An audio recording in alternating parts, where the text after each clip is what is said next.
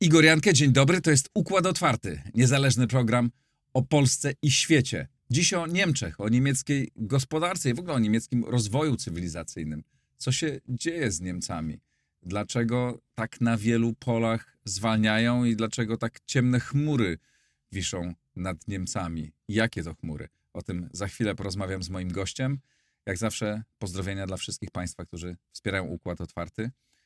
Dziękuję bardzo patronom. Dzięki waszemu wsparciu mogę robić ten program i dzięki waszemu wsparciu ten program jest i będzie w 100% niezależny. Kto z Państwa chciałby dołączyć do tego grona, wejdźcie na mój profil w serwisie patronite.pl, tam można to zrobić. Pozdrawiam też mecenasów i zapraszam na rozmowę. A oto mecenasi Układu Otwartego. Ecovoltis, firma dostarczająca energię ze stałą ceną aż na 5 lat.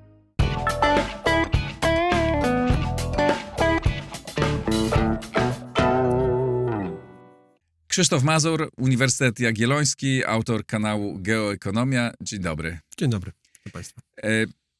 Porozmawiajmy o Niemczech, o tym, co się stało z tym gigantem, z tą głównym silnikiem Europy.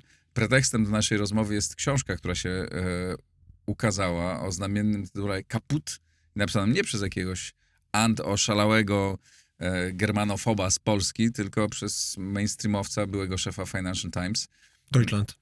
Deutschland, niemieckiej wersji Financial Times, ale człowieka z mainstreamu niemieckiego, który wie jak nikt inny, który zajmował się gospodarką i napisał bardzo druzgocącą książkę, ponieważ nie ma jeszcze w Polsce. Ale za niedługo ma być. Tak? Po polsku, tak. No to świetnie. No to już zrobimy tej książce reklamy, nawet nie wiem, kto ją wyda, ale domyślam się pewnie Prześwity.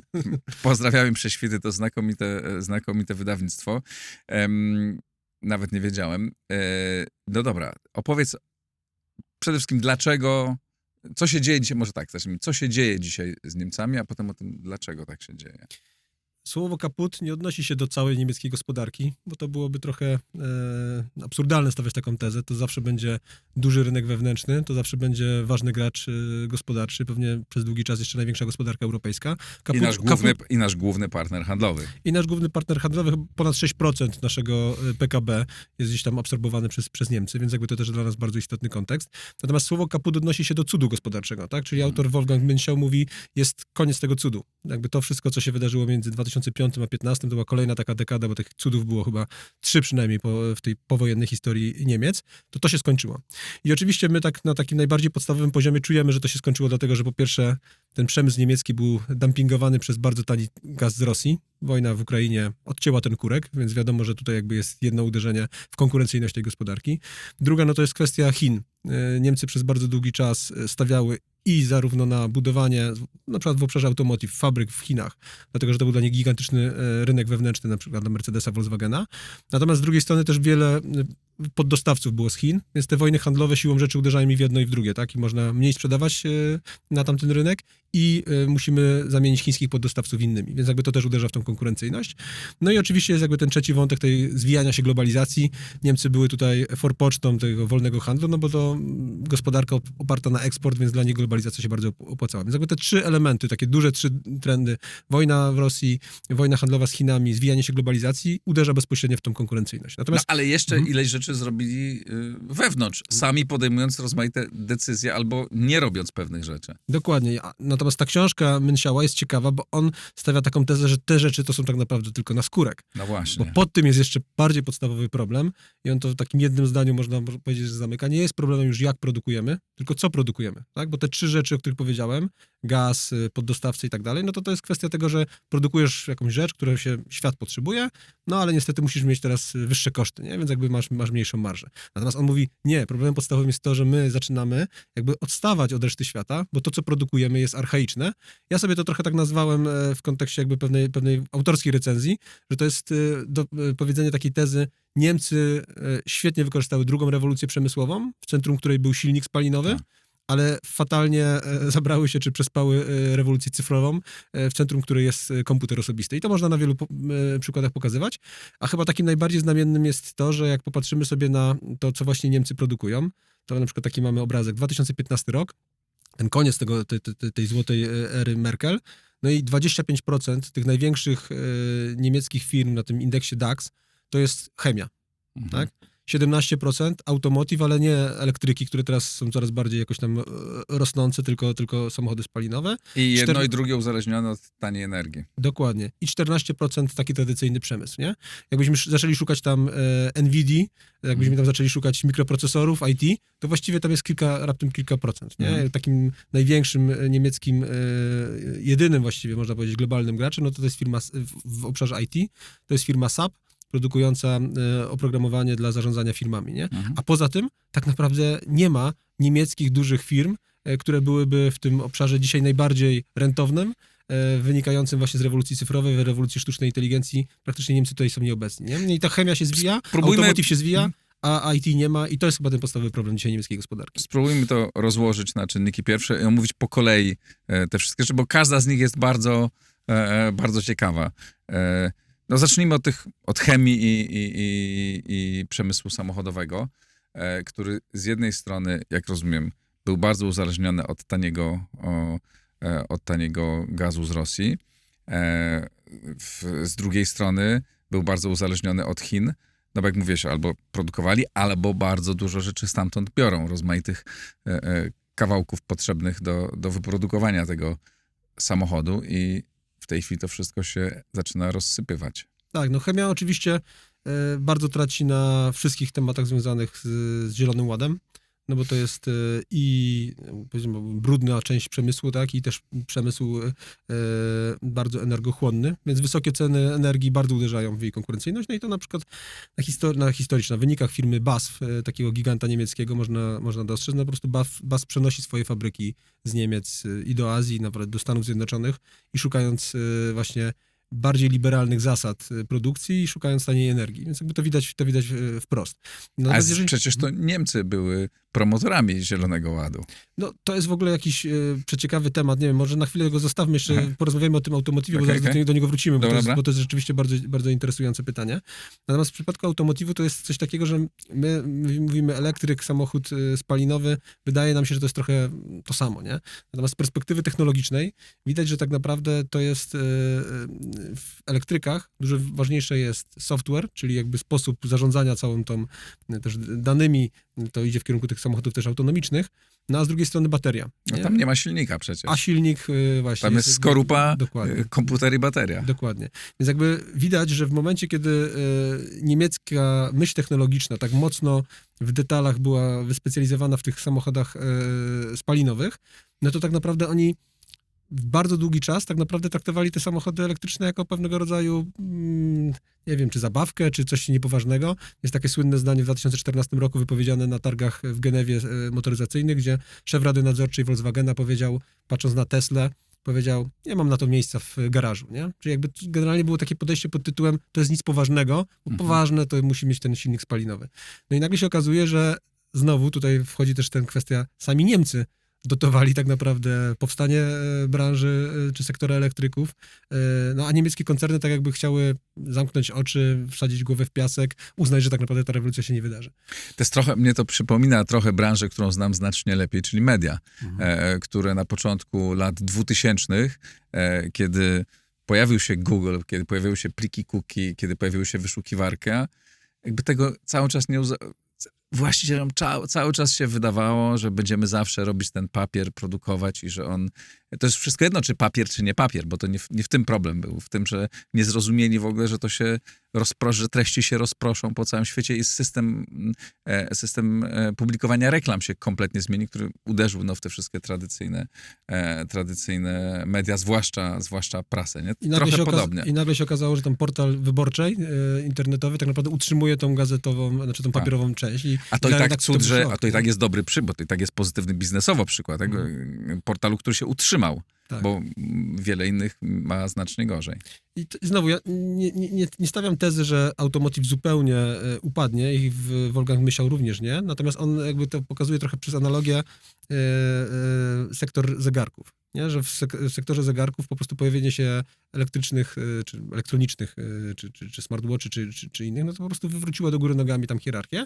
Oczywiście Seiko został, czy Rolex został, natomiast to już tak naprawdę jest pewnego rodzaju marka premium, a masowo jakby ten rynek się dużo bardziej zdywersyfikował. Myślę, że podobnie będzie w przypadku samochodów w ogóle, nie? Że te elektryki z Chin tanie, Turcja w to wchodzi, my swoją Izerą, Tesla i tak dalej, to jakby sprawi, że po prostu dominacja niemieckiego automotywu będzie dużo mniejsza i pewnie dalej będzie dla pewnej grupy konsumentów no coś, czy symbolem prestiżu jeżdżenie Mercedesem.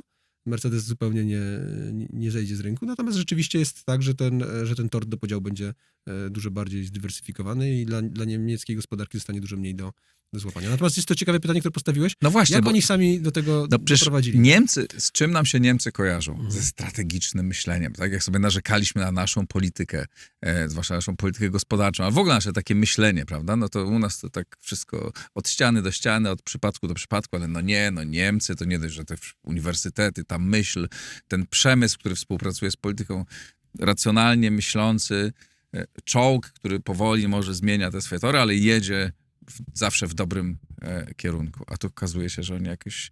Tam to dopiero chaos. To na wielu poziomach pewnie można o tym próbować jakoś to interpretować. Pierwszy jest taki, że myślę, że były jakiegoś rodzaju trendy społeczne. Tak? Znaczy, że nawet jeśli nie wiem, są tezy mówiące, że to, nie wiem, chińskie czy rosyjskie pieniądze wspierały te trendy społeczne, które nazwijmy sobie symbolicznie reprezentowała Greta Thunberg, to wydaje mi się, że jednak w młodym pokoleniu było pewnego rodzaju ziarno, które można było podlewać, mówiące o tym, że rzeczywiście klimat jest istotny, rzeczywiście jakby ten silnik spalinowy kojarzy nam się po prostu z eksploatacją planety i że to rzeczywiście dla młodego pokolenia było coś, co już nie było tak bardzo pociągające, jak dla ich rodziców czy dziadków. Więc wydaje mi się, że tutaj... Ta energii Wende się właśnie wzięła chyba z jakiejś tam decyzji, już nie pamiętam teraz której, podczas któregoś cyklu wyborczego, kiedy Angela Merkel zobaczyła, że zieloni tam i w ogóle trendy wygrywają, no to to my ogłosimy, że zamykamy elektrownie atomowe, to się naszym wyborcom spodoba. Czyli gdzieś jakby ten elektorat zaczął w ten sposób myśleć. Znowu, nie wiem na ile to było stymulowane, niestymulowane z zewnątrz, ale wydaje mi się, że te trendy są w jakimś sensie realne, społeczne, więc jakby tutaj chyba trzeba było się do tego dostosować. Ale z drugiej strony było tak naprawdę pewna czapa, ten Münchau nazywa to takim neomerkantylizmem, który przestaje być efektywny. To znaczy właśnie ten splot wielkiego przemysłu i biznesu sprawia, że właściwie jakby mamy takie przekonanie, że skoro mamy bezpośredni telefon do tego ministra gospodarki, on zawsze będzie mnie dotował. Mamy tam cały system finansowy, który cały rozdział jest na ten temat bardzo interesujący, że ten styk banków i przemysłu też jest bardzo tak naprawdę antyrozwojowy. Trudniej się przebić z finansowaniem jakiegoś startupu. Natomiast jak jesteś z Volkswagena, to zawsze to finansowanie To o tym myślę, że warto osobno też chwilę, żebyśmy pogadali. No więc jakby tutaj jakby siłę tych elementów jakby takich konserwujących było takie, że z jednej strony szedł jakiś oddolny nurt społeczny, którym się politycy musieli dostosować, ale z drugiej strony ten przemysł jakby robił wszystko, żeby było jak do tej pory. Każda taka zmiana paradygmatu jest kosztowna, a tutaj są kolejne wyniki kwartalne, jeszcze nie jest tak źle, jeszcze tych Chińczyków i tej Tesli nie widać na horyzoncie. W związku z tym tak naprawdę rolujemy stary model, więc wydaje mi się, że tutaj był taki drugi istotny element, który zadziałał. No a potem tak naprawdę jest też pewnego rodzaju chyba autonomizacja Unii Europejskiej. Nie? Znaczy, że my sobie tak zawsze mówimy, no Unia to Niemcy.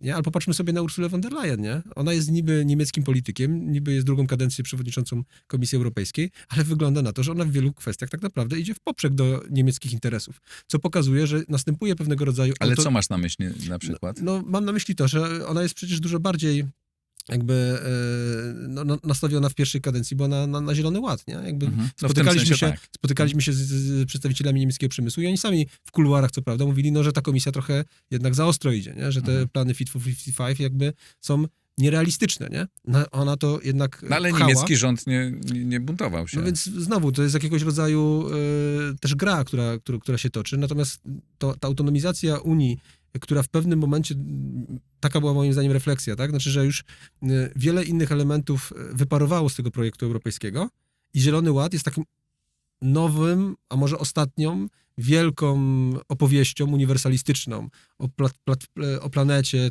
która legitymizuje nas jako Unię, nie? Może też pod tym było takie myślenie w kategoriach, jak zrobimy to jako pierwsi, to my wymyślimy te technologie zielone i potem będziemy sprzedawali całemu światu. Potem się okazało, że jednak panele fotowoltaiczne to Chińczycy dużo lepiej skalowali niż Niemcy. No i teraz jest jakby, czy z elektrykami stanie się tak samo, nie? Natomiast gdzieś to założenie było takie, że wielka opowieść o ochronie planety, niech wyjdzie z Europy, to będzie legitymizowało Unię, a my też na tym zrobimy biznes, bo będziemy jako pierwsi tworzyli te zielony przemysł. No i niewykluczone, że teraz tym niemieckim fabrykom pośrednio pomoże Donald Trump, bo spowolni, wpłynie na to, że Zielony Ład zacznie być mniej zielony i że Unia będzie korygować swoje plany. No bo jak stwierdzi, skoro Ameryka będzie dalej drillować, no to Ale to co też my mamy znamienne, robić? prawda, że Niemka von der Leyen bardziej koryguje swój kurs pod wpływem Trumpa niż pod wpływem mocnego stanowiska Berlina. Tak, tak. Powiedziałeś o tym systemie bankowym, to jest bardzo ciekawe, o czym tam piszę. Ten system oparty na tych Sparkassach i Landesbanken, tak, czyli tych regionalnych takich landowych bankach, które, przyznam, że o tym nie miałem pojęcia, są bardzo powiązane ze światem politycznym i tam politycy obstawiają. Skąd my to gdzieś tam słyszałem, w jakimś innym kraju też takie rzeczy się zdarzały. Tylko, że to jest właśnie na poziomie landów. To jest Tak, jeszcze tylko że ciekawsze. oni To jeszcze są takie współpracują z biznesem prywatnym, prawda? Tak. To już tu mniej tego mamy. No i że tam takie kolesiostwo i takie utrzymywanie tego status quo też było bardzo silne i że to, twierdzi autor, skutkuje tym, no, że właśnie ten tradycyjny biznes był bardzo mocno wspierany, a innowacyjny w ogóle albo prawie w ogóle.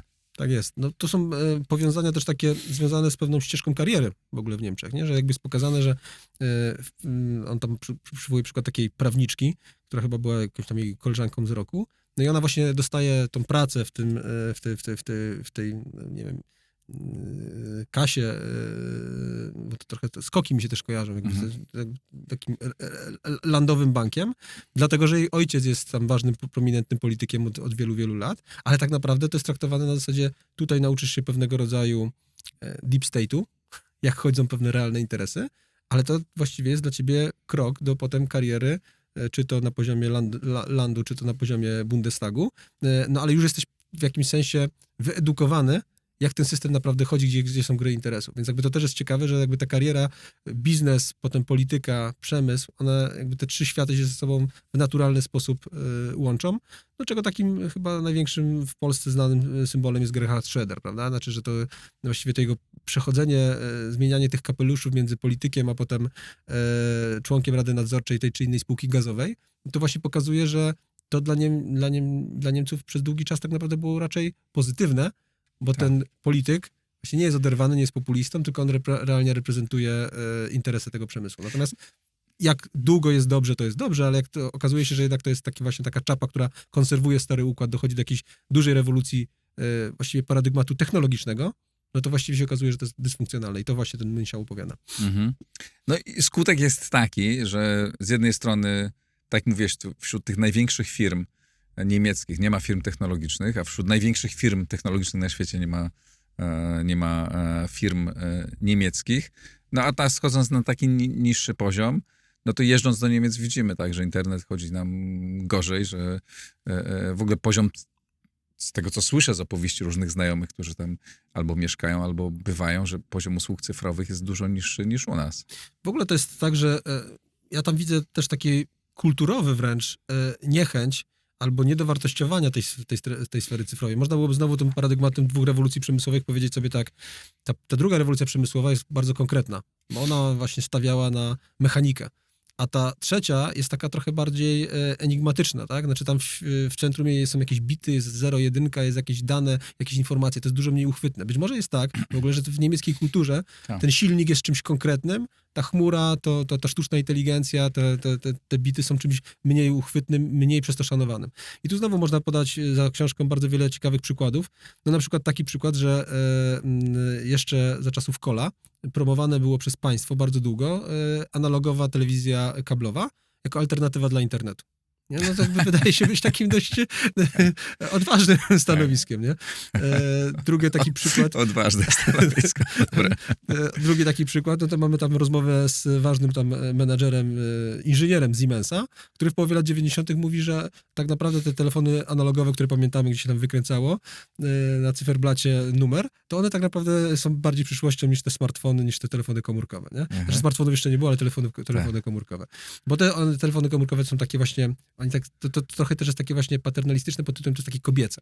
Takie w ogóle tam w torebce i tak dalej. Nie? Tutaj jest położony na biurku telefon, to jest jakby ten konkret. Ale coś być może tego kulturowego w tym jest i to wcale nie jest takie to jest też coś, co budzi z drugiej strony szacunek, bo jak pamiętam parę lat temu, nie wiem, czy tak jest dzisiaj, ale parę lat temu rozmawiałem jeszcze z Niemcem, znajomym, który mówi mi, że wiesz, jak wchodzisz do jakiejś kancelarii prawnej niemieckiej, czy do jakiegoś tam porządnego urzędu, to leżą wszędzie wyłożone gazety, Frankfurter Allgemeine, Die Deutsche i tak dalej, te grube gazety i co więcej, oni je czytają. Tak? Znaczy, że u nas już one zniknęły zewsząd, poza urzędami państwowymi, które muszą tam kupować od Orlenu albo od kogo tam trzeba teraz, od Wyborczej, pewnie w drugą stronę. Te gazety, to no, tego już nie ma. A w tamtym świecie to jest, ale co więcej, one są czytane. Tak? No przecież jakość niemieckich tekstów w niemieckiej prasie, owszem, ona jest, tam polityka bardzo na to wpływa i może różnorodności tam poglądów nie ma bardzo wielu, ale one są solidne, są dobrze zresearchowane, to jest ciągle wysokiej jakości content, który jest konsumowany przez Niemców. No tak, tylko że wiesz, gdzieś obok świat idzie w inną stronę, nie? Więc jakby nie chcę teraz mówić o mediach, bo media to jakby jest osobne zagadnienie, natomiast no, dla mnie interesujące były też wiesz, Merkel w 2013 roku mówiąca, że internet to jest teren nieznany. Aha. No to jest śmieszne w momencie 2013 roku, tak, w momencie, kiedy już tak naprawdę Amerykanie mówią o Web 3.0. Też jest taka interesująca w ogóle historia tego startupu berlińskiego, który wymyślił prototyp dla Google Earth, czyli tego, co my dzisiaj możemy sobie spokojnie tam w komórce korzystać, jak gdzieś jedziemy gdzieś, korzystać z GPS-a i możemy zobaczyć, jak tam wyglądają budynki, układ urbanistyczny. No to dokładnie zostało wymyślone w Berlinie na początku lat 90. No i ten startup próbował się przebić do Deutsche Telekom, właśnie pokazując, że mają super technologię. I Deutsche Telekom tam pierwotnie dało jakąś małą sumę, ale potem tak naprawdę nie było w stanie zrozumieć mentalnie, jak gigantyczny potencjał stoi za tego typu technologią i ostatecznie to Amerykanie skopiowali. Stało się to częścią właśnie jakby tej infrastruktury Google'a. No a wokół tego Netflix zrobił serial, prawda, tam Kod za $1 miliard, który jest po prostu opowieścią o przegranej, tak, o jakimś pomyśle, który się rodzi w Niemczech, ale który nie ma otoczenia instytucjonalnego, nie ma tej wyobraźni i przez to tak naprawdę ląduje ostatecznie w Stanach. I ostatni taki chyba element, który tutaj chciałem jeszcze wspomnieć, Niemcy też mieli swój zachwyt nad tymi nowymi technologiami. To był moment, kiedy giełda we Frankfurcie w 1997 roku stworzyła tak zwany nowy rynek, Neuer Markt, który miał być trochę na przykład tego amerykańskiego Nasdaqa, tak? Czyli jakby pokazujemy spółki technologiczne w jednym indeksie, no i jakby możecie inwestować w coś, co jest właśnie tą przyszłością cyfrową. I to się w 1997 roku rozpoczęło i do 2000 roku to było po prostu gigantyczne zainteresowanie. Ludzie zaczęli naprawdę, taksówkarze, tam w książce też opis, jak tam taksówkarz pyta tego dziennikarza w 2000 roku, jakby jaką spółkę obstawiać, bo to było tak, po prostu zeszło pod strzechy. Natomiast okazało się to być wielką bańką. Ta bańka dotcomów w 2000 roku wybuchła w Stanach, wybuchła też w Niemczech, tylko że Amerykanie potem konsekwentnie odbudowali się, no a w Niemcy doszli do wniosku chyba w 2002 czy 2003 roku, że trzeba to zamknąć, bo skoro była bańka, 96% aktywów wyparowało, no to tak naprawdę to znowu, a propos tego takiego właśnie dostojeństwa tych gazet, o których powiedziałeś, tak?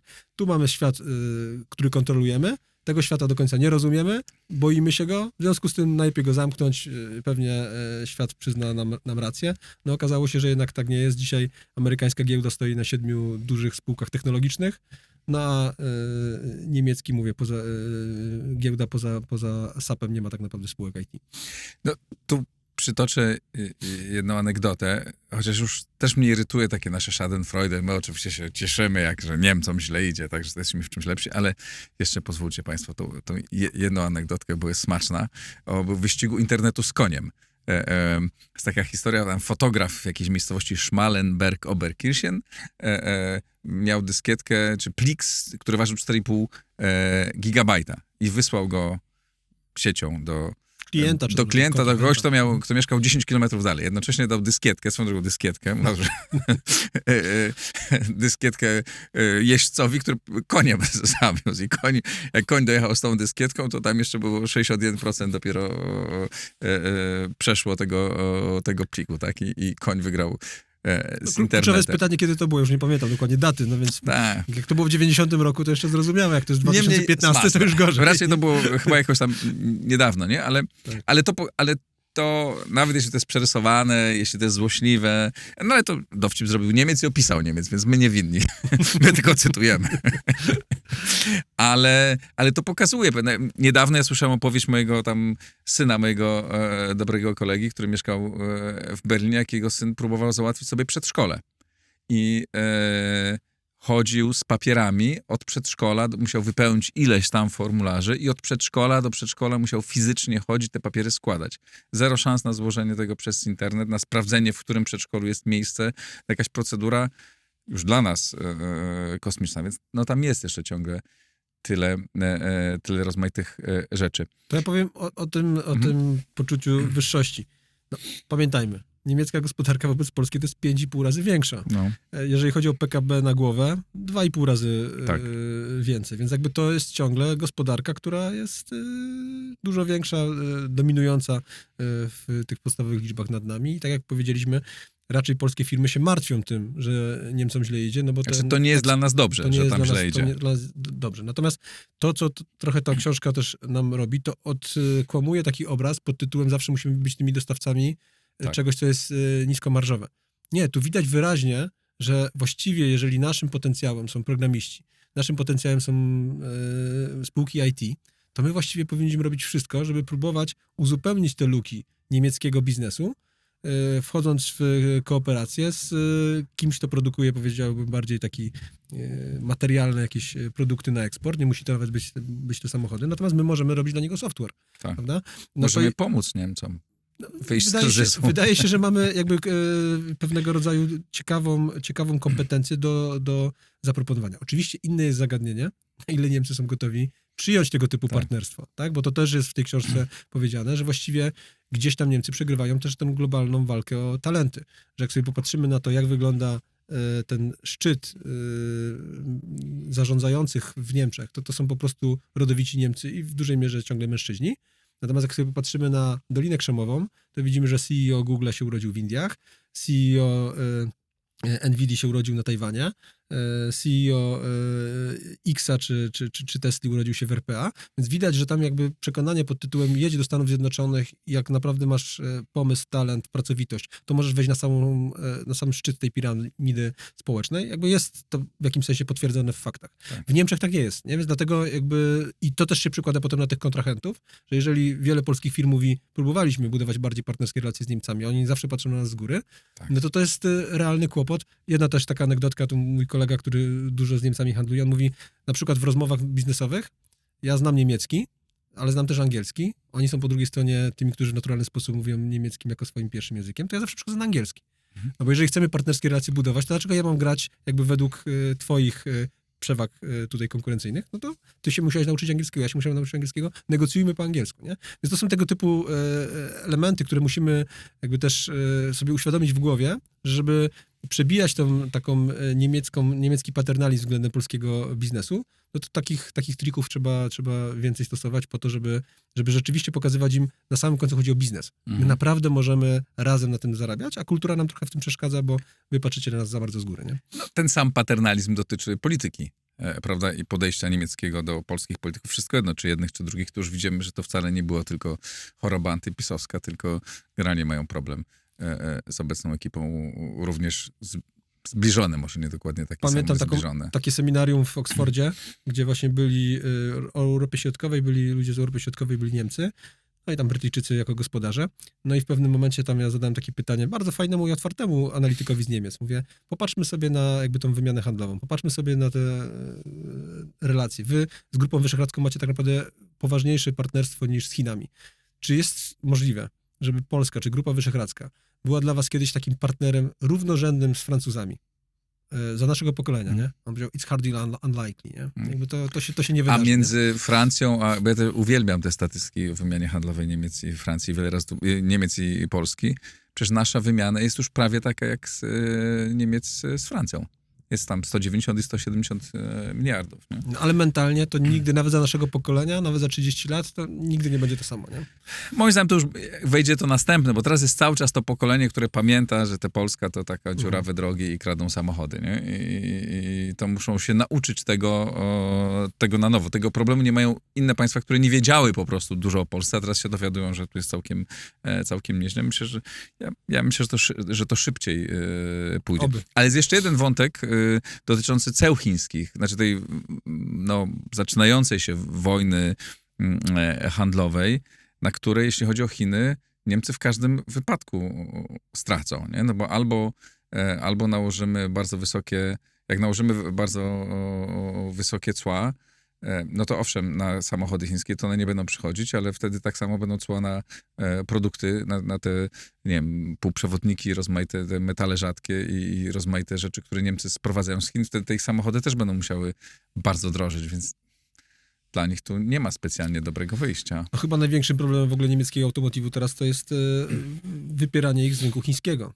To Tak. był dla nich jednak taki Eldorado przez ostatnie lata. Tam pamiętam chyba w 2021 taki nagłówek był, że automotyw ma się źle, ale Chiny ratują Niemców, nie? Więc jakby tutaj widać, że rzeczywiście jakby nie ma prostej odpowiedzi na to. Znaczy, i wchodzi też temat bezpieczeństwa. To znaczy ja mam przekonanie, że gdzieś pod tym wszystkim jest zagadnienie związane z tym, że jak nie jesteś suwerenny w obszarze bezpieczeństwa, to też nie jesteś suwerenny technologicznie i biznesowo. Znaczy, Tak. że Niemcy ostatecznie, one muszą realizować, nawet jeżeli tam jest dużo antyamerykańskich nastrojów, nawet jeżeli tam jest dużo tej takiej nieufności transatlantyckiej, to oni po prostu ostatecznie jakby nie mają manewru. Muszą realizować jakby politykę amerykańską tak długo, jak po prostu jesteśmy uzależnieni w obszarze bezpieczeństwa. Nie? A nie zanosi się, żeby Europa rzeczywiście na poważnie, pomimo wszystkich zapowiedzi Scholza, wzięła na siebie jakby ten ciężar. No i to też jest bardzo interesujące, na ile przespanie tej rewolucji cyfrowej nie wiąże się z tym, że my po prostu po II wojnie światowej, pewnie na nasze szczęście także, tak, nikt nie chciałby tam jakiegoś militaryzmu niemieckiego, nie, ale pochodną tego było to, że brak zamówień wojskowych nie pozwolił rozwijać tych technologii cyfrowych, bo to jest mało uświadamiana przez nas rzecz, że no, skąd się wzięły mikroprocesory, nie? Mikroprocesory się wzięły stąd, że w programie Apollo Kennedy powiedział, potrzebujemy, żeby ta miniaturyzacja postępowała. I to Pentagon i NASA tak naprawdę napędziły mikroprocesory, które dopiero potem zostały wykorzystane w komputerach czy w smartfonach i właściwie nie byłoby Doliny Krzemowej bez wojska, nie? Podobnie internet. Przecież internet tak naprawdę przez 25 lat najpierw był tym ARPANET-em, czyli wewnętrzną siecią związaną przede wszystkim z administracją, z bezpieczeństwem. No i potem jak w 91 roku upadł mur berliński, wojsko amerykańskie powiedziało, dobra, możemy to komercjalizować, no to nagle powstały duże te dotcomy typu Amazon, typu eBay, typu Yahoo, no ale one powstały dlatego, że przez 25 lat miałeś ludzi, którzy się uczyli tej technologii, jak ona została wypuszczona na rynek, to w jakimś sensie miałeś przewagę talentów i kompetencji. I można teraz jakby pokazywać też kolejne elementy, tam nie wiem, telefony komórkowe. One tak naprawdę są zreplikowaniem technologią łączności w wojsku na potrzeby cywilne. Więc w tym wszystkim po prostu Amerykanie walczący w Korei, walczący w Wietnamie, walczący z Sowietami w wyścigu kosmicznym, tak naprawdę budowali podstawę dla tej rewolucji cyfrowej, którą potem prywatne firmy wykorzystywały, nie? To teraz mam trudniejsze pytanie. Tak. Co z tego dla nas wynika? Ale nie z tego, że tam Niemcy trochę słabną, a my bo tak już myślimy, a Niemcy zaraz kaput, prawda? Jak słyszą Niemcy kaput, to nas wszyscy już po prostu radują się, prawda, za chwilę. Cud gospodarczy, to trzeba podkreślać. Cud gospodarczy. Niemcy nie tak, i ten. Niemcy ciągle są silną i bardzo silną gospodarką, ale chodzi mi o model rozwoju, bo jesteśmy w bardzo, znaczy ta cała historia, tak, jest bardzo ciekawa, bo ten cud gospodarczy niemiecki widzimy, że nie działa.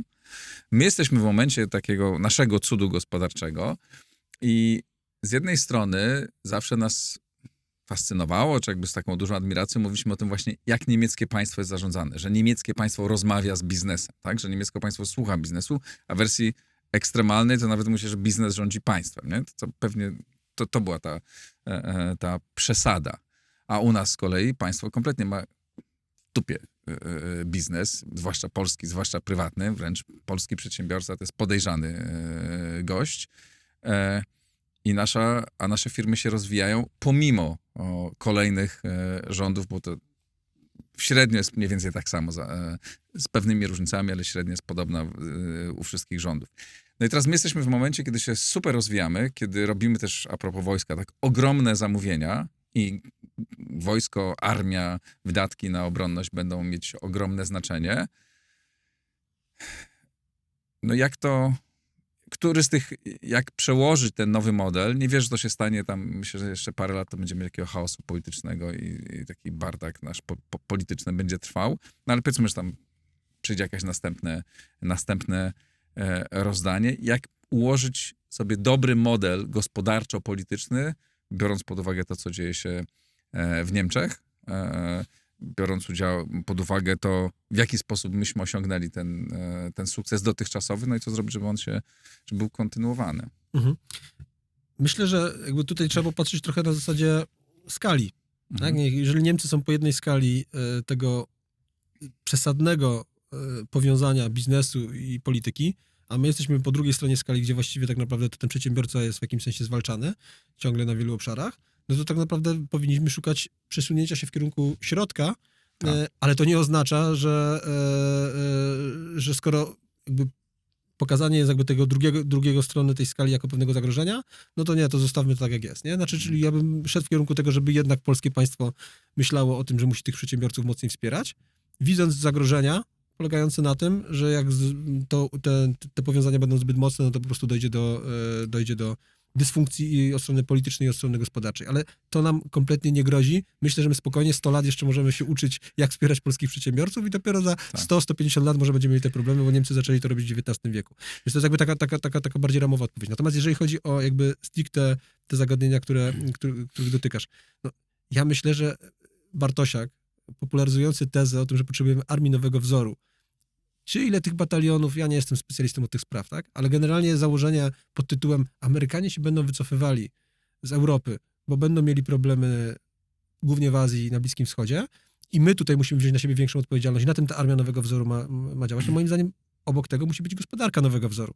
Znaczy gospodarka nowego wzoru polega na tym, że wraz z większą odpowiedzialnością, wraz z nowymi aspiracjami potrzebujemy, żeby te zamówienia nie szły tylko w modelu offsetowym, tak? Tylko kupujemy i właściwie wypłacamy, napędzamy kogoś innego gospodarkę, płacąc duże faktury, tylko my coraz bardziej musimy budować najpierw poprzez partnerstwa, a potem sami biorąc coraz bardziej odpowiedzialność za to, że może już piorunu jesteśmy w stanie wytworzyć, może już jesteśmy w stanie konstelację mikrosatelit jak ICEYE wytworzyć, może już jesteśmy w stanie jak WB Electronics brać kolejne elementy. Za chwilę może będzie fabryka amunicji 155, a za chwilę może zaczniemy myśleć o tym, żeby budować własne czołgi. Poruszasz bardzo ciekawe trzy przypadki, tak? To znaczy tak, amunicja, okazuje się, że jak tylko prywaciarz zaczyna robić, to jest problem i afera i w ogóle i stoimy. Ale dla kogo jest afera? Nie? No, dla rządu, dla nie, wydaje mi się, że części mediów. Że ona jest jakby lobbystycznie pokazywana, że to jakby to zamówienie nie będzie ktoś inny obsługiwał, nie? Więc w naszym interesie jest nakręcić to, żeby prywatne firmy budowały. Prywatne firmy zarobią sobie na tym pieniądze, zrobią ten proces dobrze, bo zwykle prywatne firmy robią to nieźle. A jeśli zamówienia państwowe będą to jakoś trzymać w karbach, prawda, to ma ogromne szanse.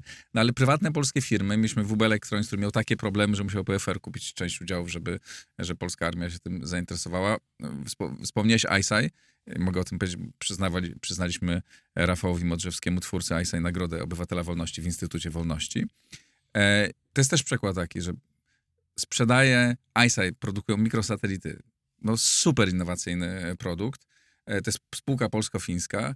Do Amerykanów sprzedają. Rafał, do sprzedają w Brazylii, do Stanów Zjednoczonych, do Ukrainy i do nich przychodzi prezydent, Rafał opowiada, jak przychodzi do nich prezydent Finlandii i mówi, w jaki sposób mogę wam pomóc? Jak gdzieś jeździ, to mówi, to jest nasza fińska firma. A polski rząd nie może z nimi w ogóle nic zrobić. Nie mówiąc o tym, że żaden polski prezydent, premier, ani tam minister, ani wiceminister nie przyjdzie do nich, nie powie, jak mogę wam pomóc, co możemy zrobić, żeby to była bardziej polska firma, tak, żebyśmy my z tego skorzystali.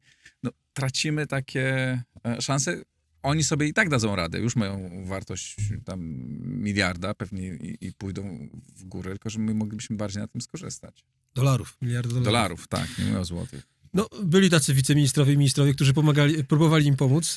Sam brałem w tym udział, natomiast no, rzeczywiście jest tutaj bardzo duża mentalna zmiana potrzebna i tak. bardzo duża mentalna jakby bariera. I też trzeba sobie jasno powiedzieć, to też się nie bierze znikąd, nie? Znaczy, że często ci urzędnicy działają niestety w takim mentalu lęku.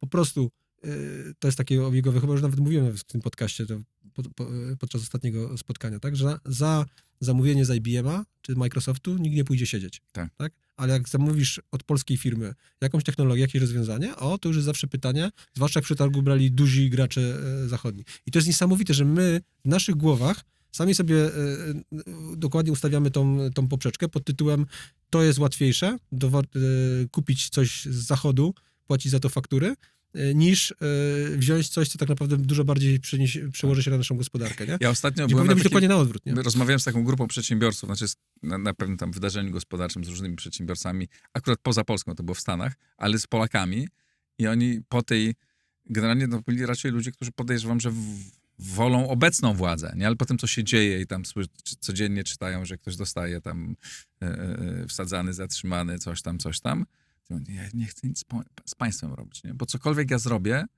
i to słyszałem od iluś przedsiębiorców, tak? Znaczy oni zamiast dobijać się, chcieć walczyć, coś tam, to lepiej nie, bo to jest obarczone takim ryzykiem, że lepiej zrobić coś innego. Także wydaje mi się, że tutaj w ogóle bez dotknięcia tego tematu, że my się zgadzamy, akceptujemy i jeżeli chodzi o instytucje państwowe, te takie wykonawcze, i jeżeli chodzi o te instytucje kontrolne, że zgadzamy się na to, że ktoś będzie popełniał te błędy, że ktoś będzie wykonywał, no to też jest takie przekonanie, urzędnik myli się tylko raz, nie? No właśnie, no to jeżeli masz takie myślenie, to ty będziesz tak minimalizował swoje ryzyko, no bo nikt nie chce ostatecznie zapłacić za swoją pracę jakimiś tam zarzutami, nie? Czy nagłówkami w mediach, nie? I też trzeba powiedzieć, że niestety poprzednia ekipa, która miała dużo bardziej taką aktywistyczną pomysł na gospodarkę, też podłożyła bardzo wiele argumentów tym, którzy mówią, no nie należy tego robić w ten sposób, nie? Więc tutaj niestety jesteśmy w takim klinczu pod tytułem widać, że świat to robi, że to działa, że taka bardziej protekcjonistyczna polityka gospodarcza jest po prostu potrzebna. Widać, że dzisiaj jest taka potrzeba, zwłaszcza w obszarze bezpieczeństwa, gdzie moglibyśmy po prostu iść modelem Korei Południowej, Izraela i rozkręcać tak naprawdę całe sektory gospodarki wokół nie innowacji takich sobie amuzą, tylko bardzo konkretnych dzisiaj potrzeb. Nie wiem, detekcja. Nie? Przecież detekcja związana z AI-em to jest gigantyczny dzisiaj temat. Potrzebujemy tego na granicy, potrzebujemy tego w różnych obszarach, które monitorujemy. Po prostu powinien być wysyp startupów, który wojsko mówi, chodźcie, będziecie testowali na realnych danych, na realnych naszych case'ach, a potem jak zrobicie z tego po prostu fajny produkt, to idźcie w świat i to komercjalizujcie, nie? To po prostu aż się prosi, żeby tak było, nie? Tylko, że to musisz mieć do tego zgodę na to, że mamy jakąś sytuację wyjątkową, że musimy zmienić model rozwoju gospodarczego i że wszyscy mamy podnieść to ryzyko, i przedsiębiorcy, i urzędnik, i że żaden gość potem z kontroli nie przyjdzie i nie powie, jesteś podejrzany, nie? Ja wierzę, że to jest możliwe, że ta zmiana, znaczy, że przechodzimy rozmaite choroby takiego państwa, które jest ciągle na dorobku, aczkolwiek już ten dorobek jest całkiem niezły, już do tego dojdziemy. No, bez czas wróćmy teraz do tych Niemiec, tak? Znaczy jesteśmy w takiej sytuacji, kiedy ta wielka... Polscy patrioci zawsze kończą na Polsce, widzisz, jak to jest. Wielka gospodarka europejska ma problem i to taki problem strukturalny, to nie jest problem, że tam akurat coś, nie? Ma problem strukturalny. My tych problemów nie mamy, mamy inne, ale możemy z tego wyciągnąć znakomite lekcje i wykorzystać do tego, żeby pójść do przodu, ale też pamiętajmy o tym, że to nie jest dla nas fajnie, że w Niemczech, że Niemcy mają problem. Dla nas byłoby lepiej, oczywiście, że fajnie, jak my tam bardziej się zrównamy z nimi, prawda?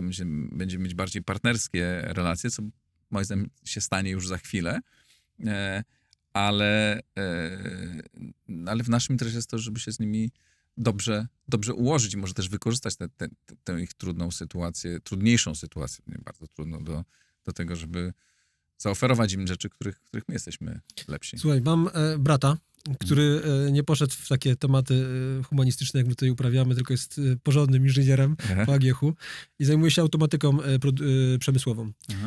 I pracuje w dużej ilości takich międzynarodowych projektów właśnie związanych też z przemysłem niemieckim. I opowiadał mi, jak kiedyś siedzieli, chyba to było gdzieś w Hiszpanii, gdzieś tam Seat, prawda, grupa Volkswagen, nowa linia produkcyjna, przemysłowa i taki niemiecki inżynier tam przy piwie mówi do nich tak: jak ja patrzę na wasze te skille, na wasze zdolności młodego pokolenia i patrzę na to, co niemieccy starzyści ze sobą reprezentują, to naprawdę mam wrażenie, że prędzej czy później tą naszą firmę wykupią Polacy. No i to jest coś takiego, co gdzieś powinno być naszą mantrą, nie? Tak. I myślę, że tak się będzie działo. Oczywiście jeszcze ciągle, pamiętajmy, ta skala to jest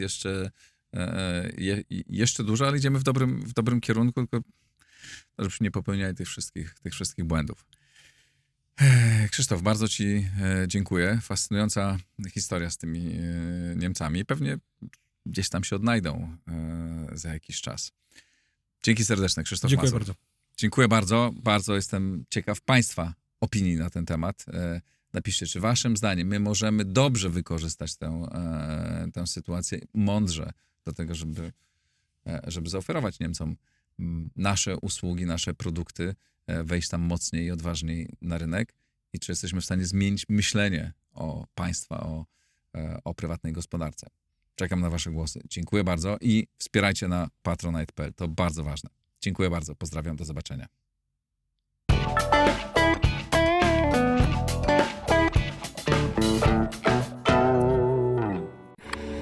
Nagraj to w blisko.